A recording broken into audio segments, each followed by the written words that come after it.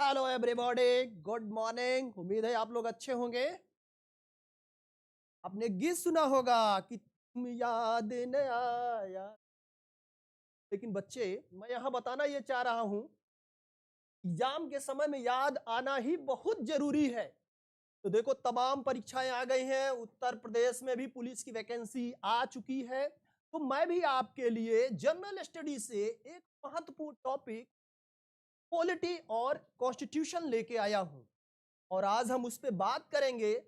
भारत के संवैधानिक विकास, भारत का जो संवैधानिक विकास है उसको हम आपसे दो हिस्सों में बात करेंगे। नंबर एक, जो कंपनी का शासन है 1773 से लेकर के 1858 तक। इस पे हम एक टॉपिक में बात करेंगे। और दूसरा जो टॉपिक होगा वो होगा 1858 से 1947 तक में ब्रिटिश क्राउन का शासन चलता है लल्ला। ब्रिटिश क्राउन का शासन है लल्ला, ध्यान देना। ब्रिटिश क्राउन का शासन है, ब्रिटिश क्राउन। तो मैं आपसे पॉलिटी के इस भाग में दो हिस्सों पर बात करूंगा। तो सबसे पहले हम लोग बात करेंगे भारत के संवैधानिक विकास में रेगुलेटिंग एक्ट 1773 का रेगुलेटिंग एक्ट में बात करेंगे, जो परीक्षा की दृष्टि से आपके तमाम वनडे एग्जाम की दृष्टि से बहुत ही महत्वपूर्ण है। तो हम बात करेंगे कि परीक्षा की दृष्टि से जो 1773 का रेगुलेटिंग एक्ट है, तो 1773 का रेगुलेटिंग एक्ट आया। इसमें आप देखेंगे कि एग्जाम में क्वेश्चन कैसे बनते हैं यहां से। तो नंबर एक, परीक्षाओं में जो पूछा जाता है तो हम उस पर बात बाद में करेंगे। आपसे हम क्वेश्चन भी सॉल्व करवाएंगे, लेकिन उसके पहले थोड़ी सी बात को सुनना बहुत जरूरी है। क्या कि एक तो 1773 के रेगुलेटिंग एक्ट से पहली बार कंपनी के कामों में दखल दे रही है ब्रिटिश पार्लियामेंट। 1773 के रेगुलेटिंग एक्ट के माध्यम से पहली बार कंपनी के काम को नियमित और नियंत्रित करने का प्रयास किया गया। फैक्ट नंबर एक। फैक्ट नंबर दो, 1773 के रेगुलेटिंग एक्ट के माध्यम से, माय डियर, आपको पता होना चाहिए, कई बार एग्जाम में पूछा गया है। 1773 के रेगुलेटिंग एक्ट के माध्यम से जो बंगाल का गवर्नर है, बंगाल का गवर्नर है, और जो बंगाल की प्रेसिडेंसी है, इसमें एक महत्वपूर्ण बदलाव आया। क्या कि जो मद्रास प्रेसिडेंसी है, मद्रास और बंबई प्रेसिडेंसी है, इन दोनों प्रेसिडेंसियों को 1773 के रेगुलेटिंग एक्ट के माध्यम से, माय डियर, बंगाल की प्रेसिडेंसी के अधीन कर दिया गया। 1773, ध्यान दीजिएगा, 1773 के रेगुलेटिंग एक्ट के माध्यम से मद्रास और बंबई प्रेसिडेंसी को बंगाल प्रेसिडेंसी के अधीन कर दिया गया। और माय डियर, जो तीसरा फैक्ट यहां पे बनता है वो ये बनता है कि जो बंगाल का गवर्नर है, बंगाल का जो गवर्नर है, उसको 1773 के रेगुलेटिंग एक्ट के माध्यम से बंगाल का गवर्नर जनरल बना दिया जाता है। बंगाल का गवर्नर जनरल बना दिया जाता है।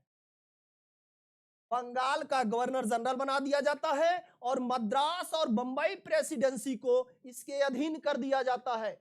और फिर अगला जो फैक्ट बनता है यहां पर, इस तरह से आप देखेंगे कि बंगाल के गवर्नर को बंगाल का गवर्नर जनरल बना दिया जाता है। और फिर अगला क्वेश्चन यहां बनता है कि इस तरह से बंगाल का जो पहला गवर्नर जनरल बनता है वो होता है वारेन हेस्टिंग्स। वारेन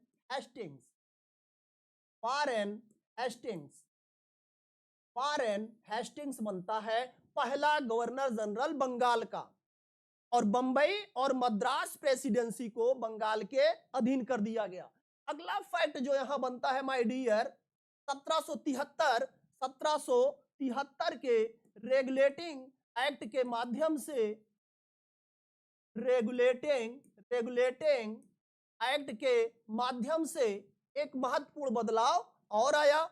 वो क्या आया कि जो कंपनी में जो कर्मचारी हैं उनको निजी व्यापार पर प्रतिबंध लगा दिया गया। कंपनी के कर्मचारियों को निजी व्यापार पर प्रतिबंध लगा दिया गया और वो लोग जो घूस वगैरह लेते थे, नजराना वगैरह लेते थे भारत के लोगों से, उस पर भी क्या हुआ, प्रतिबंध लगा दिया। यानी निजी व्यापार पर,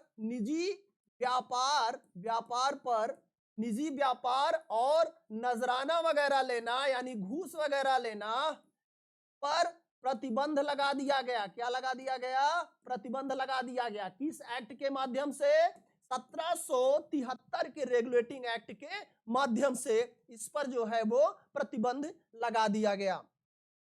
तो यहां पर आप देखेंगे इस प्रकार जो है, इस प्रकार 1773 के रेगुलेटिंग एक्ट के माध्यम से पहली बार कंपनी पर कंपनी के शासन पर नियंत्रण करने का प्रयास किया गया। अब यहां से 4-5 फैक्ट बहुत ही महत्वपूर्ण है, जैसा कि हमने आपको बताया। तो एक बार उस बात को मैं फिर आपसे दोहराता हूं कि 1773 के रेगुलेटिंग एक्ट के माध्यम से नंबर 1 पहला काम यह हुआ कि कंपनी के कार्यों को नियमित एवं नियंत्रित करने का प्रयास किया गया। नंबर 2, बंगाल का जो गवर्नर है उसको बंगाल का गवर्नर जनरल बना दिया गया और वॉरेन हेस्टिंग्स पहला गवर्नर जनरल बंगाल का बनता है। और नेक्स्ट फैक्ट है कि मद्रास और बंबई की जो प्रेसिडेंसी है उसको बंगाल के अधीन कर दिया गया। नेक्स्ट फैक्ट ये है माय डियर, नेक्स्ट फैक्ट ये